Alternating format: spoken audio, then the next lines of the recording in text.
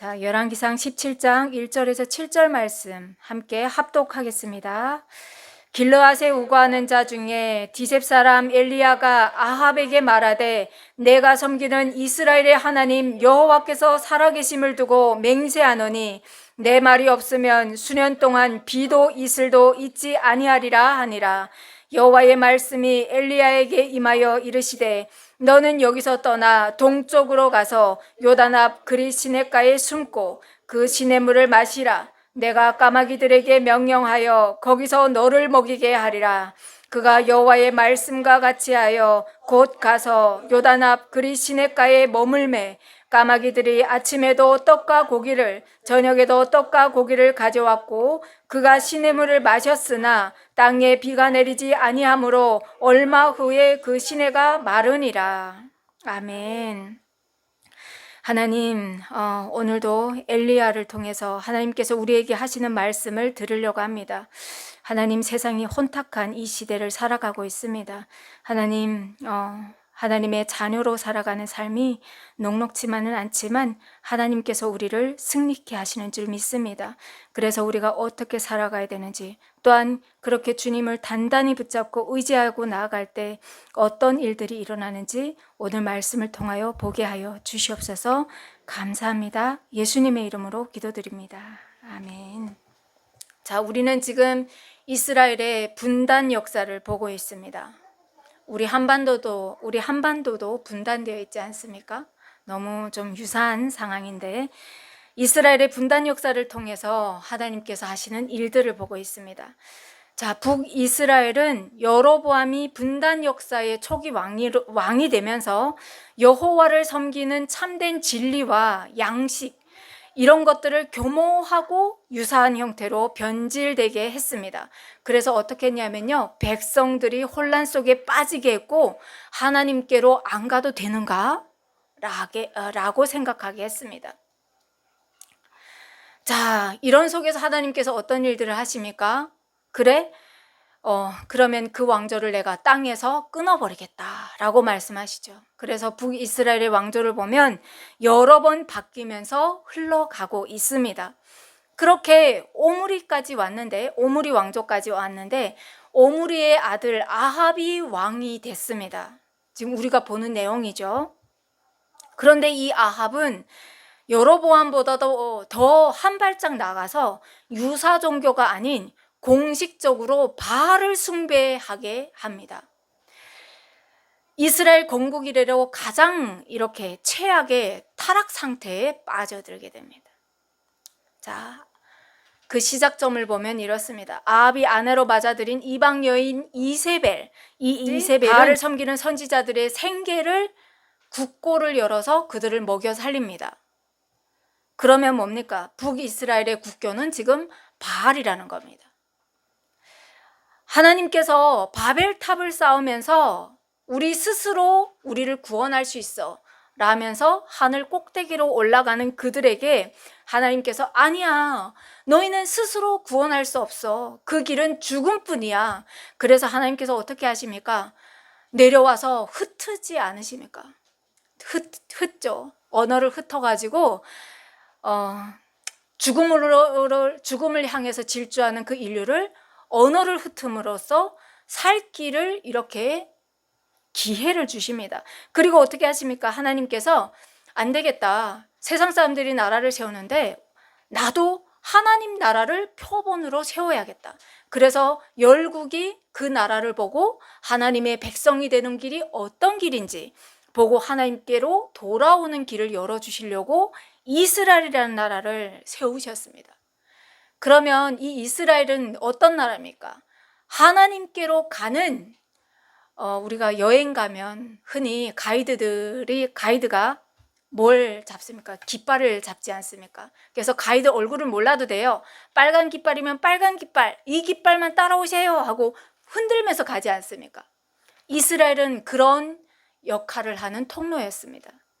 그렇게 하나님께서 어떻게 앞으로 이제 십자가의 도를 가르치시면서 어떻게 왜 예수만이 길인가를 말씀하시려고 제사장 나라 삼은 나라가 바로 이스라엘이라는 나라인데 하나님과 연합하는 길을 알려주시려고 세운 나라가 이스라엘인데, 그런데 이 어리석은 인간 왕이 올라와서 유사 종교를 만들어내고, 그러더니 이번에는 아주 다른 종교를 국교로 만들어서 백성들의 눈과 귀를 아주 닫아버렸습니다. 심각하죠. 얼마나 심각한 일인지 봐야 되는 겁니다. 자, 하나님이 아주 분노하실 일이 일어난 겁니다. 여러분이 하나님이라면 어떻게 하고 싶습니까? 여러분이 하나님이라면, 하나님의 입장이라고 하면, 여로보암의 길을 가는 자들아 하시면서 하나님께서 하나님의 사람들을 보내셔서 여로보암, 또 그리고 여로보암의 길을 가는 북이스라엘 왕조들에게 말씀하지 않습니까? 너희 집의 남자들을 내가 이 땅에서 끊어버리겠다. 너무 분노하셔가지고 성 안에서 사는 남자들은 개가 뜯어먹게 하고, 성 밖에서 죽은 자들은 공중의 새들의 밥이 되게 하겠다. 이게 하나님의 분노예요. 얼마나 분노하셨으면 하나님의 심판이 그대로 임했습니다. 그런데도 왕조가 바뀔 때마다 다윗의 길로 안 가고 여로보암의 길로 갑니다. 왜 이들은 이렇게 할까요? 왜 이러는 것 같습니까? 우리 식사하고 한번 이 이야기를 진지하게 함께 나눠봅시다. 우리 할 말도 많지만 이 이야기를 한번 나눠봅시다.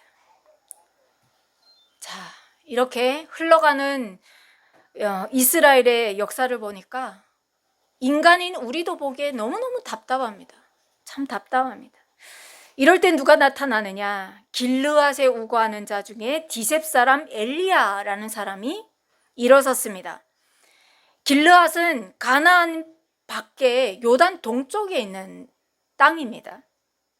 여호수아 때 어떻게 합니까? 가나안 땅으로 들어가는데 생각지도 못한 땅을 획득하게 되죠. 바산 왕 옥이 길을 비켜라. 우리는 여호와의 명령에 순종하여서 약속의 땅으로 들어가야 된다 하니까 바산 왕 옥이 결코 못 들어간다 하고 나와서 막죠. 그런데 이 길은 열지 않으면 못 들어가요. 그래서 어떻게 합니까? 모세가 기도를 하죠. 기도를 했을 때 하나님께서 바산 왕 옥을 이스라엘의 손에 넘겨줍니다. 그래서 생각지도 못한 땅을 얻게 돼요. 그래서 그 땅을 누가 갔습니까? 루벤 지파, 갓 지파, 므낫세 이렇게 절반이, 므낫세 지파 절반이 여기에 우거하게 됩니다. 그러면 엘리야는 어느 지파 사람이냐? 근데 성경에 안 나와요. 성경에 엘리야가 어느 지파라고 딱 집어 얘기하지 않습니다. 다만 길르앗에 우거하는 자 중에 아주 깡시골에 있는 엘리야라는 사람이 일어난 거예요. 여러분은 이런 시대가 온다고 하면 여러분이 일어나서 하나님의 말씀을 선포할 수 있습니까? 아닌 것을 아니라고 말할 수 있습니까? 하나님께서 말하라고 말씀하시는 겁니다. 자, 엘리야가 아합에게 말합니다. 내가 섬기는 이스라엘의 하나님 여호와께서 살아계심을 두고 맹세한다. 내 말이 없으면 수년 동안 비도 이슬도 있지 아니하리라. 선포해 버렸습니다. 누구의 이름으로? 여호와의 이름으로 선포해 버렸습니다.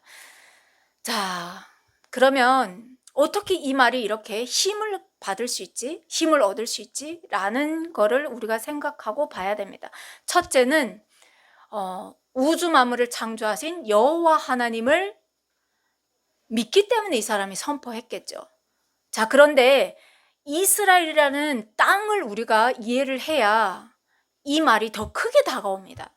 자, 이들이 노예로 있던 애굽에 있던 노예로 살아가던 그 애굽 땅은 그 옆에 나일강이 있습니다. 그래서 가물면 나일강에 물을 퍼다가 농사를 지을 수가 있어요. 그런데 이 약속의 땅으로 받은 이스라엘 땅은, 이 가나안 땅은 하늘의 비와 이슬이 내리지 않는다고 하면 농사를 지을 수 없는 땅입니다. 결코 없는 땅입니다. 자, 그러면 이것이 과연 복이냐? 예, 복이 맞습니다. 왜냐하면 나일강에 있을 때는 이 사람들이 가서 지게를 지던 그걸 물레방아를 돌리던 해서 수고롭게 물기를 끌어올려서 농사를 지어야 했어요. 그렇다고 하면 이 가나안 땅은 이들이 하나님의 말씀대로만 산다면 하나님께서 하늘에서 이슬과 비를 수고하지 않고 주셔서 하나님께서 먹이고 입히신다는 거예요. 마치 광야에 38년을 다니면서 하나님께서 만나를 내리셔서 먹이셨던 것처럼 하나님의 백성들을 그렇게 살리겠다고 하시면서 보내신 땅입니다. 복이 맞죠? 복이 맞습니다. 그런데 북이스라엘 백성들은 이런 하나님을 어떻게 믿었습니까? 신실하게 믿지 않았어요. 믿었어요. 안 믿은 게 아니에요. 믿었어요. 그런데 이들은 어떻게 했냐? 그 약속의 땅에 들어가니까 바알과 아세라는 신이 있는 거예요. 자, 이 사람들 유목민이었잖아요. 유목민이다가 어느 날 지금 정착민으로 살아가야 되는 거예요. 들어가서 보니까 농사를 어떻게 지는지 몰라. 그래서 농사를 어떻게 지어요? 했더니 농사를 짓기 전에는 뭘 하느냐? 바알과 아세라 상에 가서 엎드려서 제사를 해야 된다 하면서 거기 가서 음란한 일을 하고 그리고 자녀도 불태워 죽이고 이런 일들을 하면서 복을 달라고 거기 가서 엎드려서 비는 거예요. 그러니까 이 사람들이 볼 때 어떻게 생각하겠습니까? 아, 농사를 지으려고 하면 이렇게 해야 되는가 보다 하면서 이들의 문화를 그대로 답습했습니다. 자, 하나님께서 가나안에 이 사람들을 들어갈 때 뭐라고 말씀하셨습니까?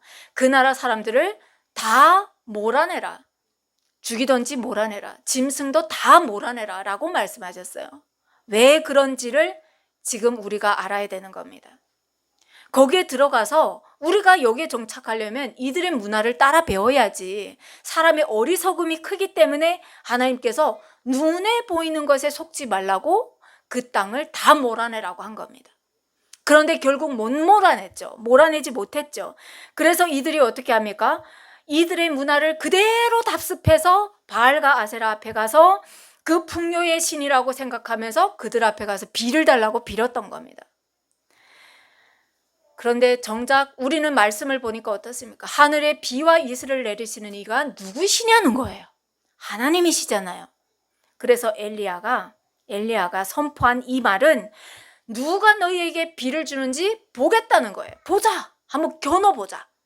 그리고 너희에게 복을 주는 신이 누군지 견주어 보자. 바로 이런 대결입니다. 세상과의 대결이었습니다. 여호와인지 바알인지 누가 진짜 신인지 한번 보자. 자, 야고보서 5장 17절에 보면 이런 말씀이 있습니다. 엘리야는 우리와 성정이 같은 사람이되 그가 비가 오지 않기를 간절히 기도한즉 3년 6개월 동안 땅에 비가 오지 아니하고 라고 기록하고 있습니다. 이게 무슨 말씀이냐면요, 하나님을 믿는 똑같은 사람이라는 겁니다. 그런데 하나님과 정반대로 살아가는 하나님의 백성들 앞에 거룩한 분노를 안고 일어서서 하나님의 권위로 말씀을 선포했더니 이런 일들이 일어났다라는 거죠. 자, 이렇게 우리 하나님이 진짜 신이야, 우리 하나님으로부터 복이 오는 거야 라는 굳건한 믿음을 가지고 겁도 없이 아방 앞에 선 겁니다. 여러분, 아방 앞에 가면 아방이 어떻게 할지 어떻게 장담할 수 있어요? 정말 큰 왕과 깡시골에서 올라온 한 사람. 그런데 하나님께서 그 마음 가운데 거룩한 분노를 심어주시니까 이렇게 하나님 앞에서 일을 하더라는 겁니다. 자, 이런 일을 선포했으니 과연 우리가 안 봐도 앞으로 이제 엘리야에게는 어떤 일들이 있겠는지가 가늠이 됩니다. 그럴 때 하나님께서 엘리야에게 말씀하시죠. 여러분, 두려워하지 마십시오. 하나님 앞에 정말로 하나님께서 일하신다는 것을, 정말로 나는 하나님을 믿는 사람이라고 생각하고 하나님 앞에서 선다고 하면 그 사람의 인생은 하나님께서 책임져 주십니다. 그래서 하나님께서 어떻게 하십니까? 엘리야에게 말씀으로 임합니다. 너는 여기서 떠나 동쪽으로 가서 요단 앞 그리 시냇가에 숨고 그 시냇물을 마셔라. 내가 까마귀들에게 명령해서 거기서 너를 먹이게 하겠다라고 말씀하십니다. 여러분, 까마귀는 어떤 동물이냐면요, 잡식 동물입니다. 닥치는 대로 먹는 동물입니다. 까마귀는 생고기면 생고기, 썩은 고기면 썩은 고기, 그냥 닥치는 대로 먹는 그런 동물입니다. 그런데 이 까마귀가 오늘 말씀을 보니까 아침과 저녁으로 빵과 고기를 공급을 했대요. 사람이 상상할 수 있는 일입니까? 사람이 상상할 수 없는 일입니다.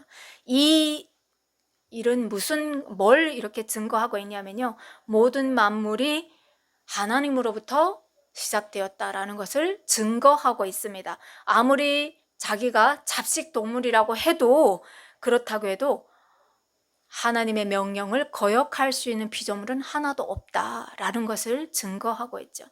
자, 말씀이 육신이 되어 우리 가운데 오셨을 때, 예수님이 오셨을 때 어떤 일들을 합니까? 자연과 바다도 하나님의 말씀 앞에, 예수님 앞에 순종하는 것들을 보여주시는 거죠.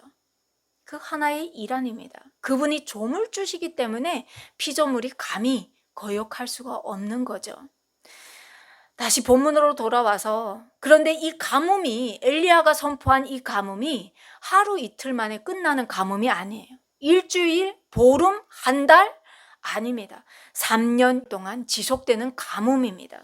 그러니 어떻게 됩니까? 하늘에서 비도 내려오지 않고 이슬도 내려오지 않으니 땅이 쩍쩍 갈라지고 사람이 마실 물도 없는 겁니다. 얼마나 고통스럽겠습니까? 고통스럽겠습니까? 자, 동일하게 엘리야가 있는 이 그리 시냇가도 물이 마르는 거죠. 시냇가도 쩍쩍 갈라집니다. 자, 이렇게 되니 북이스라엘의 왕인 아합이 얼마나 화가 나겠습니까? 약이 오를 대로 올랐겠죠. 내 엘리야, 너만 잡으면 당장 오늘이라도 너를 쳐서 내 화를 그런 생각이 없었겠습니까? 있었을 거예요. 내가 네 생명을 앗아서 내 분을 풀 거다, 뭐 이런 생각 안 가졌겠습니까? 엘리야의 진짜 목숨은 하나님께서 돌보지 않으신다고 하면 진짜 바람 위에 이렇게 부는 촛불과도 같은 겁니다. 그때 하나님의 말씀이 다시 엘리야에게 임합니다. 너는 일어나서 시돈에 속한 사르밧으로 가서 거기에 머물라. 내가 그곳 과부에게 명령하여서 내게 음식을 주게 하였느니라 라고 말씀하십니다. 그래서 엘리야가 어떻게 합니까? 시돈으로 갑니다. 시돈. 그런데 여러분, 왜 하나님께서 우리 눈에 보이는 현재 우리의 눈앞에 일어나는 이 상황 가운데 눈을 감고 영적인 눈을 뜨라고 하시는지 누누이 말씀하시는 겁니다. 시돈은 어떤 곳이냐? 아합의 아내 이세벨의 고향이에요. 지금 저기에 소굴로 들어가서 숨으래요.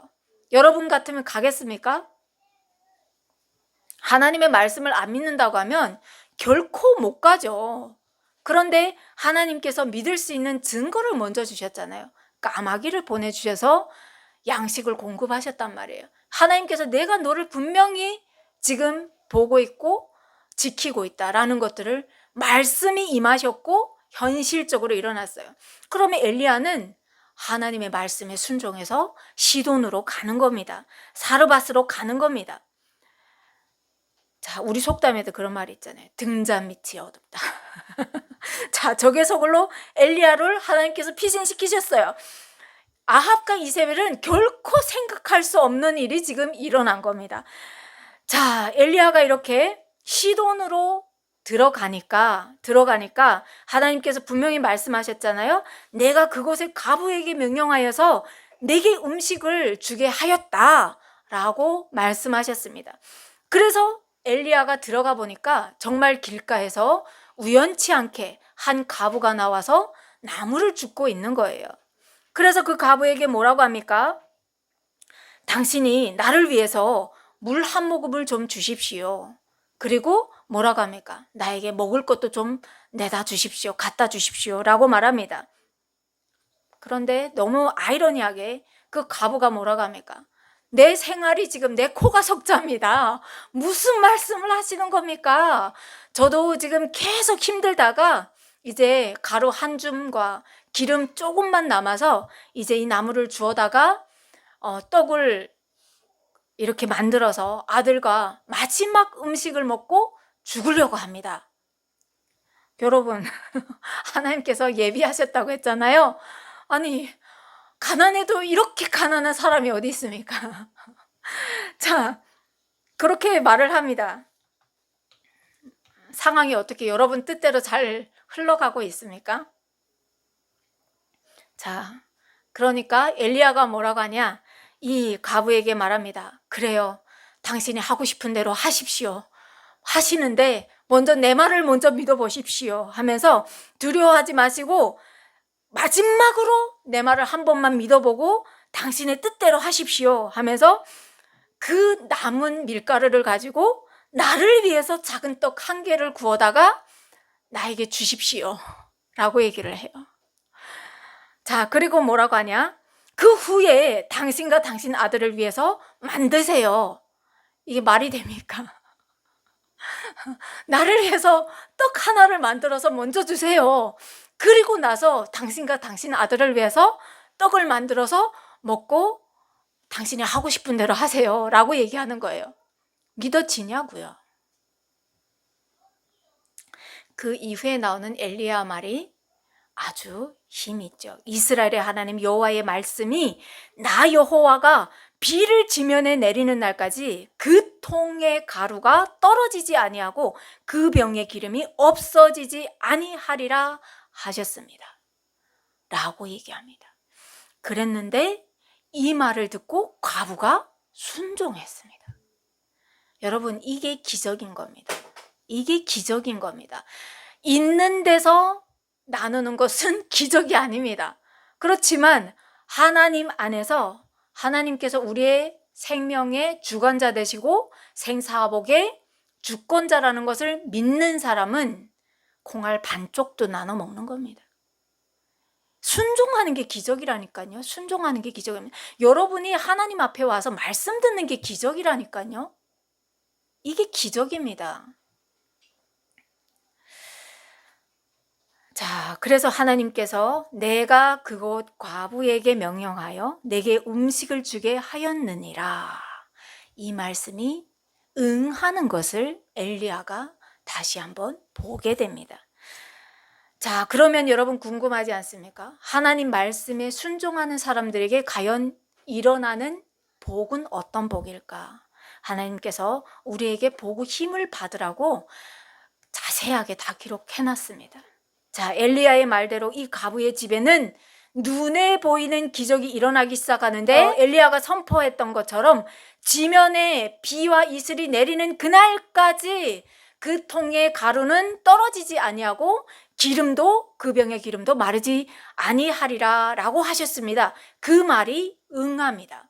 이 가정에 응합니다. 그래서 과부가 이 집에 지금 아들과 둘이 입이 2개일 때도 부족해서 이제는 마지막 음식을 먹고 죽어야지 라고 했는데 그 집에 입이 하나 늘었습니다. 엘리야가 늘었어요.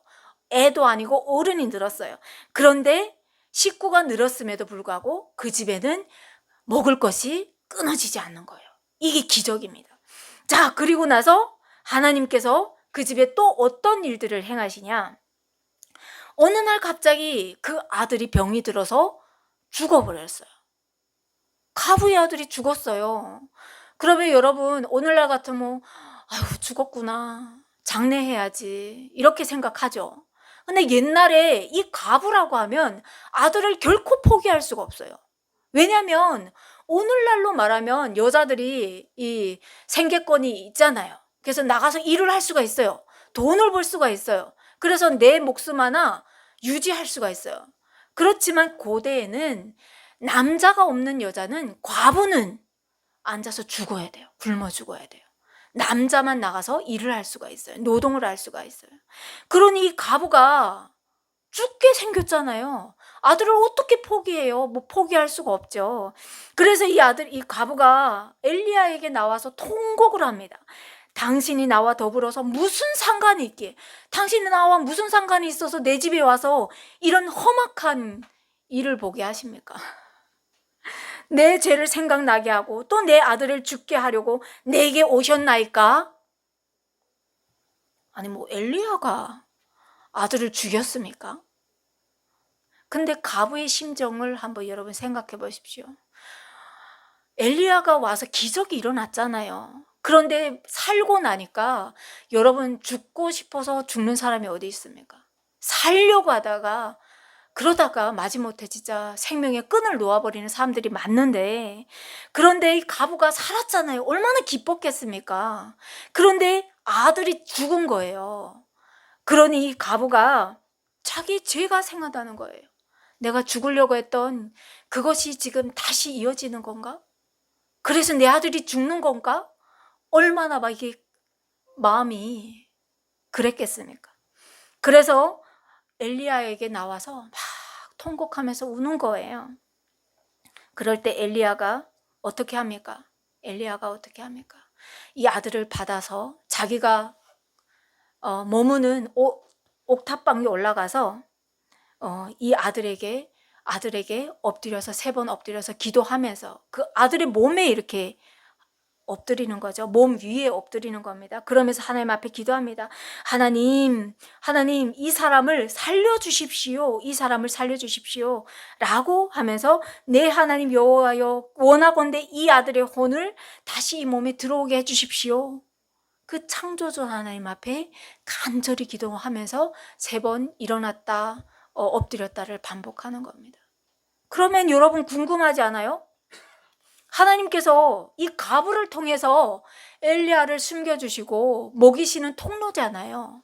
그런데 왜 이 가부에게 이런 일이 임했을까요? 왜 임했을까요? 여러분, 지금 이 가부는 누구를 보냐면요, 엘리야를 보고 있습니다. 엘리야를. 하나님께서 일하시는 그 통로 엘리야를 보고 있습니다. 그러면 엘리야를 믿으면 구원이 있습니까? 엘리야를 믿으면 구원이 없어요. 하나님을 믿어야 구원이 있지 않겠습니까? 그래서 생명의 주권자가 누구인지 보라고 이 이방인 여인에게 하나님을 온전히 보라고, 엘리야가 아니라 엘리야를 통해서 일하시는 하나님을 믿으라고 과부에게 이런 일을 행하시는 겁니다. 그래서 구원받으라고, 육체의 구원이 아니라 영혼의 구원을 받으라고, 영생을 선물 받으라고 이 과부에게 이런, 우리 눈으로 봤을 땐 처참한 일이 일어났지만 이 가정의 구원을 베푸시려고 하나님께서 이런 일들을 행하시는 겁니다. 그래서 이 과부가 뭐라고 합니까? 이 또 한 번의 기적을 통해서 엘리야에게 고백합니다. 내가 이제야 당신은 하나님의 사람이요, 당신의 입에 있는 여호와의 말씀이 진실한 줄 아노라. 여러분, 우리도 이걸 보아야 됩니다. 이 여인의 고백이 다시 한번 읽겠습니다. 내가 이제야 당신은 하나님의 사람이시요, 당신의 입에 있는 여호와의 말씀이 진실한 줄 아노라. 하나님의 말씀, 우리가 늘 아무렇지 않게 펼쳐보고 싶으면 보고 덮어버리는 날이 더 많은 이 말씀에 하나님의 생명이 있는 줄을, 내가 이제 이 말씀이 진실한 줄 알았다. 그럼 여러분, 하나님께서 예수님은 말씀이 육신이 되어 우리 가운데 오신 분이십니다. 이 말씀을 현실로 펼쳐서 보이신 분이 예수님이십니다. 그래서 예수님을 믿어야 하나님께로 갑니다. 영생이 있습니다.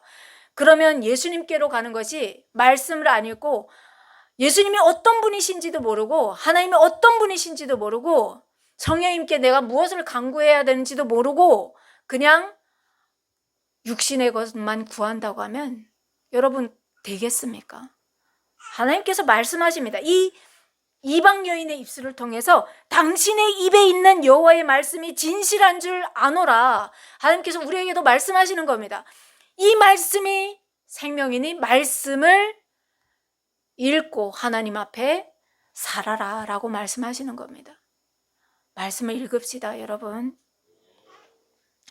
그러면 이 여인은 앞으로 어떤 일들을 하겠습니까? 여호와 하나님께 기도하겠죠. 지금 아들이 죽었을 때 엘리야에게 가서 당신 이 아들을 살려내십시오 하고 붙들었던 이 여인이 앞으로는 여호와 하나님, 나에게 있는 고통을 하나님 아시죠? 라고 하나님 앞에 기도하겠죠. 그래서 이 가정은 구원을 받았습니다. 자, 이런 사람들의 특징은, 이런 구원을 받은 사람들의 특징은 세상에 흔들리지 않는다는 것입니다. 세상의 유혹과 현실과 상황에 흔들리지 않는다는 겁니다. 왜냐면요, 천국이 믿어지기 때문입니다. 그래서 그들은 천국을 사모하는 사람들이기 때문입니다. 이 세상에서 천국을 살기 때문이죠. 그래서 우리도 그런 믿음으로 살아야 됩니다. 자기 아들을 아끼지 아니하시고 우리 모든 사람을 위하여 내주신 이가 어찌 그 아들과 함께 모든 것을 우리에게 주시지 아니하겠느냐. 로마서 말씀입니다. 독생자 아들까지 십자가에 못 박으신 분이 하나님 앞에 간절히 기도하는 그 사람의 기도를 외면하시겠느냐라는 기도입니다.